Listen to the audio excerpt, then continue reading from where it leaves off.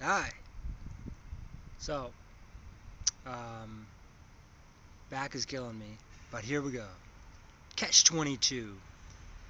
Basically, if I had a clue, I would, what would I trade for it? I would trade my soul for a clue. If I just had a clue. But the thing is, it's a catch 22 because if you have a clue, your soul is, useless, right? It's like a soul is what is it? Bliss, ignorance, spirit, religion, normal. That's the soul. And so, why don't I have a soul? You surely ask. It started as a child, and I went through my teen years, into and through my teen years, and I just realized this, that I was, there was a net of normalcy misplaced, and gross normalcy takes over then. Okay, so well, that's what I wrote basically. So and this is um, a sort of a desperate segue um, into the vehicle of the future. Hop in. It'll actually pick you up. Um, yes, a flying car. No, okay, that's not fun because it's not safe. Uh, but in a sense, okay, so like a jet is a flying car, right? And you just hop in. It literally, you could, well, people go on there in wheelchairs. So this whole series in this vehicle, the future, uh, this whole series of vehicles, right? So from amphibious, personal little vehicles, but everything has to be unified with this unified architectural theory. I'm gonna check soon. Still recording, good thing. And so the mass production of a minimal number of components. This is really critical so that it can happen. And it's quite the post-sociological reality, because you realize that if no one's driving, you have to have that net, not that net, but a net. So it's like theory A. It's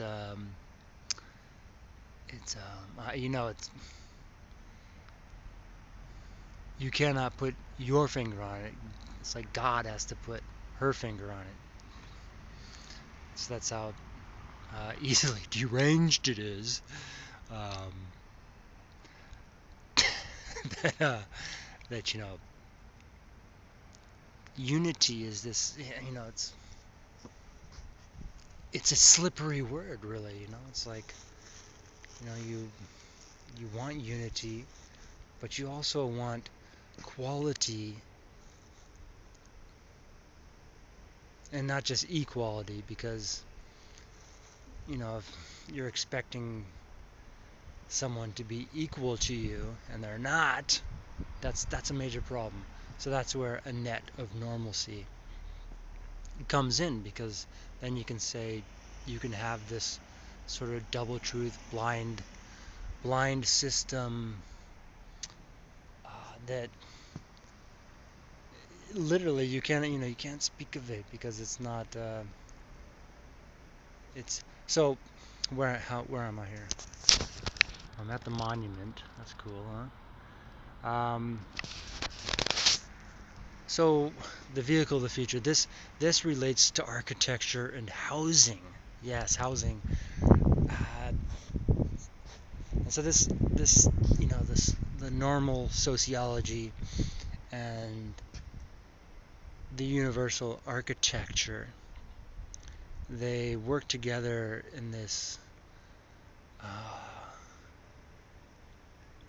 want to say symbiotic, but my vocabulary is not that good. My poetry, I'm sure, attests to that. Oh, stay off the grass. Oh God. Maybe I don't know.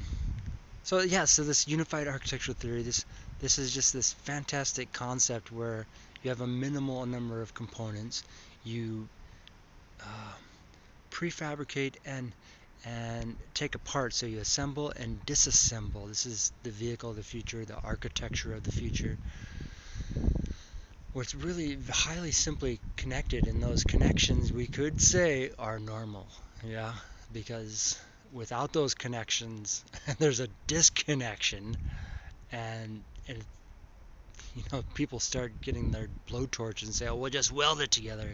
We'll just weld it. You know, I just saw Argo, so I'm like, "Let me see your badges." um, and so yeah, so this is this big picture. This is the big picture. The post-sociological world. This is something that I'm holding my back. And I got a new bicycle. Look here. It's a child's bicycle. I'm hunched over. So I gotta get the higher, it's the higher handlebars. I don't know where that's gonna come from. I'm just gonna wish for them, I guess. And if this goes online, that means they won't be there because everyone has to have those higher handlebars. And people, what's it called? Hoarding um, man-sized bicycles, and you just see children's bicycles everywhere, and people will be like, "Yeah, I'm riding a child's bike," Um, so this is a classic example of why normalcy is so important, because we don't see it and we refuse to not see it, but the people see it, and what they see is it's really that's like the truth and stuff. The stuff that the educated are taught not to see. The uneducated are going, they haven't been brainwashed that, their brains, if you wash them, you won't have much left.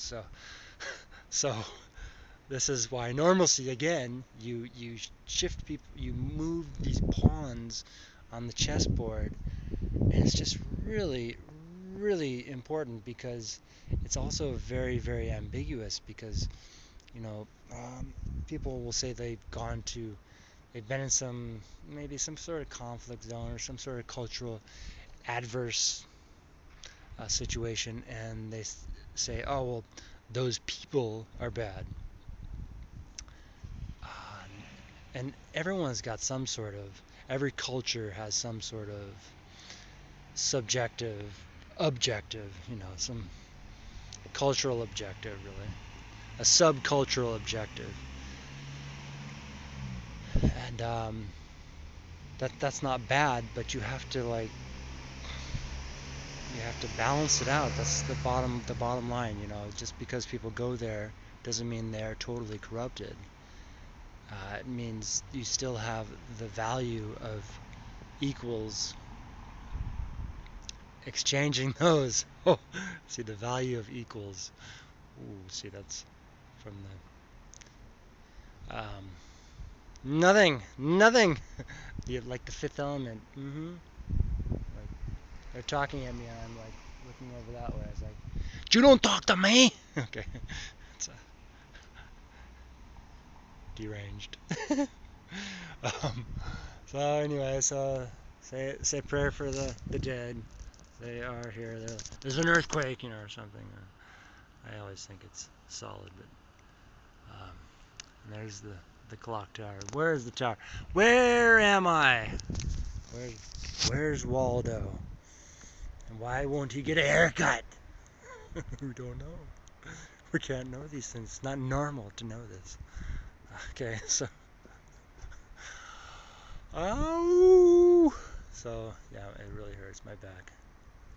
Okay, so that's what I'm trying to do, and hopefully this time next year I'll be married. Wouldn't that be nice? Because I don't even talk to people, let alone girls. Oh, girl. Oh, jeez. Ladies. So anyways, no.